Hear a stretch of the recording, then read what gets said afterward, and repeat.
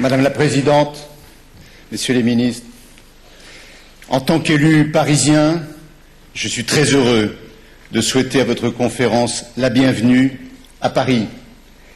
Paris est une ville symbole de liberté dans le monde entier. Soyez les bienvenus à Paris parce que vous êtes un symbole de liberté. Et je souhaite que cette conférence, à laquelle vous venez très nombreux, dans la solidarité et la fidélité que je connais pour avoir participé à beaucoup des réunions précédentes, et avec l'espoir que cette conférence contribue à l'avènement de la démocratie et des droits de l'homme en Iran et permette la protection des résidents d'Ashraf qui représentent un grand espoir du peuple iranien pour la liberté. Je voulais aussi, en tant qu'élu français, célébrer avec vous cette journée de l'anniversaire du renversement de la dictature monarchique en Iran. Et à vrai dire, nous, Français, nous éprouvons encore une certaine gêne vis-à-vis de ces événements. Nous connaissons le rôle que vous et votre organisation avez joué dans cette révolution. Nous connaissons les sacrifices que vous avez consentis. Nous avons été plus ou moins informés, et souvent trop tard, des crimes de l'Ancien Régime. Mais nous sommes effectivement gênés, historiquement, de savoir que Khomeini a dérobé la direction de votre révolution lorsqu'il est parti à Téhéran depuis Paris.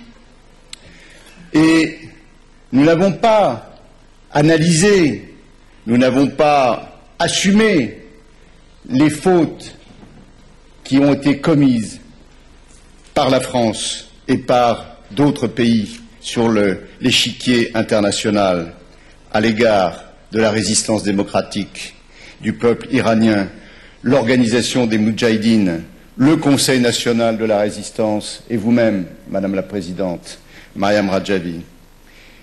Et vous êtes aujourd'hui dépourvus des droits les plus élémentaires parce que ces équivoques n'ont jamais été convenablement tranchés. Nous sommes là aussi pour en parler, parce que nous, élus français, et nous sommes nombreux, nous portons, quels que soient nos engagements politiques, collectivement les valeurs de la République, la liberté, l'égalité, la fraternité, la défense des droits de l'homme. C'est la raison pour laquelle le supplice qui est imposé aux résidents d'Ashraf, c'est un outrage aux valeurs de la République. Et nous sommes là pour le dire et pour le clamer haut et fort.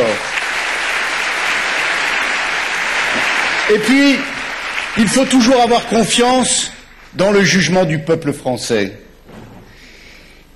C'est un honneur de savoir que plus de 5000 maires de France ont exprimé leur solidarité à travers le comité des maires de France pour la défense d'Ashraf. Ils ont choisi Ashraf comme leur ville sœur et ils œuvrent ensemble pour la protection de leurs droits. Tous les élus français, signataires, continueront dans cet engagement tous leurs efforts pour que les droits de chacun des résidents d'Ashraf, où qu'ils se trouvent, soient respectés. Le gouvernement irakien, sans aucune raison valable, et en réalité seulement parce qu'il reçoit ses consignes de Téhéran, cherche à expulser les résistants, les résidents d'Ashraf, dans cette ville où ils ont vécu pendant 26 ans, pour les transférer dans un camp qui s'apparente en réalité à une prison. Un camp, une prison nommée avec une terrible ironie, le camp Liberté. L'Irak prétend avoir préparé les infrastructures et les services pour accueillir les résidents d'Ashraf dans ce camp. Mais il y a bien des raisons de douter de leur bonne volonté. En réalité, seul le 7e des installations du camp est prêt. Il n'y a pas d'eau potable. Le nouveau camp n'a pas les moyens de recevoir et de soigner les malades, les handicapés et les personnes âgées.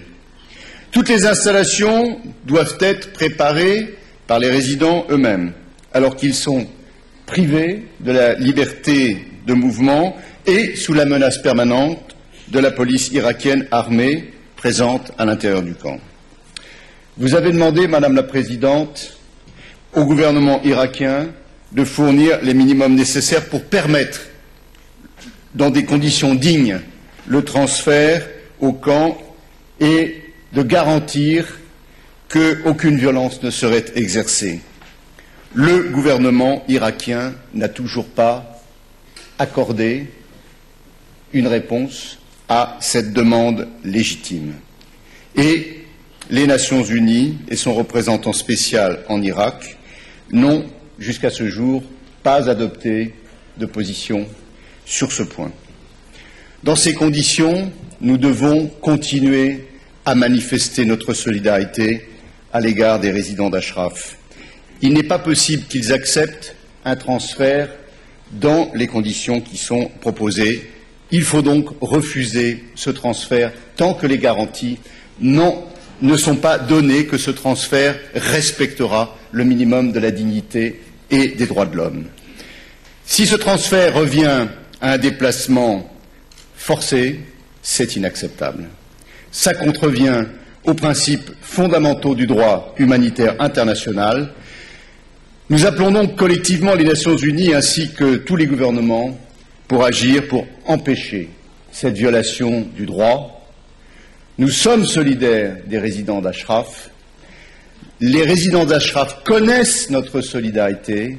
Ils savent que nous menons le même combat pour leur liberté, mais pour la liberté dans le monde, les valeurs que nous incarnons et la dignité des droits de l'homme. Je vous remercie.